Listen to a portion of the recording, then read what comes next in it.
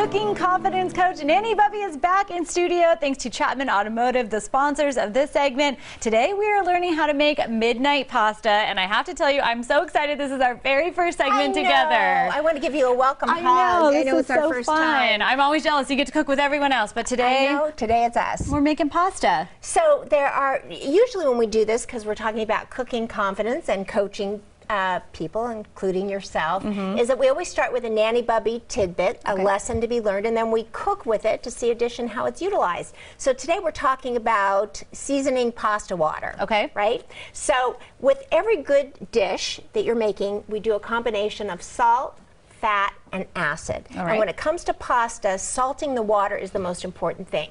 So the one thing that we always want to do is we want to make sure that the water is boiling before you put the salt in. All right. Have an idea why? No. Okay, so if you put your salt in before it starts to boil, it will dilute, and then up comes the steam, and with that steam comes the salt, and so you lose some of that salt consistency. Oh. The other thing is you always want to use kosher salt in all your cooking, whether it's pasta or whether it's anything. Kosher salt is very different than table salt. It's less salty, and Diamond kosher salt is less salty than Morton kosher salt. And at the end of the day, you cannot overcook or over-season with the kosher salt. Okay. So, about how much salt do you think you want to put into this water? And being that into boiling, I should turn it up. It lost its boil, but we need anyway, those bubbles back. Yeah, bubbles back. You'll get my drift. Because what you want this water to be like is the sea. So you're going to use your intuition and your instinct. So about how much salt do you think you would put in if you were wanting to bring this up to the sea? Well, I would imagine it's probably more than I would think. So a few scoops, I'm guessing. A few scoops. So you would put about 2 to 3 maybe? Or 3, okay. Are you going to tell me all of it? Well, yeah, almost. So what I'm going to tell you is that dilutes, and really what you want to do is you want to go like this. Woo! And that's it. And what happens is you bring that to a stir and taste the difference. This is a piece of pasta not cooked with more than 2 tablespoons of salt. Okay. And this is one cooked with what I just threw in. Taste the difference. It's only been about 2 minutes, and I'm already learning so much. So that's thank you. Great. All right, I'm You're going welcome. for this one now. Thank you for that.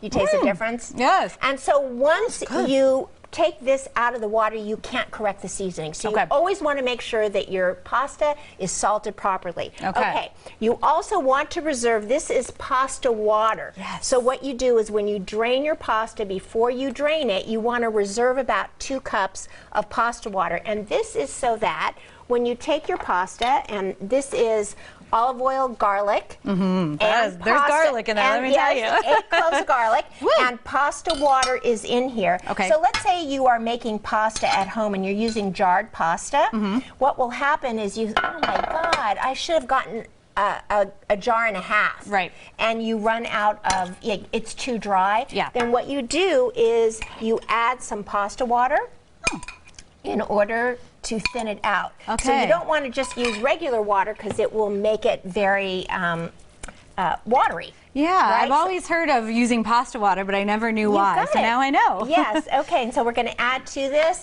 about a pinch and a half, or if you like more of the red chili pepper. All right, a little flavor. Yep, that's a lot. Okay, I won't put all that in. No one will be able to eat it. Okay, and then the acid, which is the lemon, right? And when you think about a tomato-based pasta, that's a lot of acid, right? The cheese is the fat. I like a good cheese. We have about a minute left, so we'll get it all in there together. We're making this together, right? We're going to toss it up.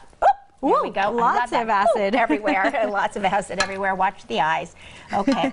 So now we have, I think it could use just a little bit more pasta water. What do you think? I trust you. Just a little I turn to you for this stuff. No, use your instinct. Trust your instincts. You use it for TV camera. You can use it in the kitchen. Okay. So we're going to take this, and we're going to pour it. Let's see, is it too hot to lift? Nope. We're got it. Right into this beautiful. This looks beautiful. We're going to add, how about if you grab the cheese and dump it, maybe half of it, all of it in. Okay. Whatever you think. Just keep going a little bit more, I think. All right. The more cheese, the better. This is beautiful parsley. There you go, right on top. I love it. And there you go. So This looks if amazing. you want, you can grab a fork. Yes, and as we're wrapping up here, really quickly, grab a tell me spoon. why it's called midnight pasta. Midnight pasta because chefs get home, the urban legend is they get home at midnight after working all night long. They're hungry, and this can be made in less than 5 minutes, as you can see. yes. Especially with leftover pasta. You can just heat it up, right? Hey, I love a good leftover. Nanny Bubby, thank you so much. I can't wait to you. take a bite of this. And yeah, I see more segments in our future I together. do too. I love that. Check out Nanny Bubby's Kitchen and Garden on social media and online at nannybubby.com. We And also, 1, 2, 3, yeah, go out and spread love like butter. spread love like butter. With Chapman Automotive. Sorry, I jumped.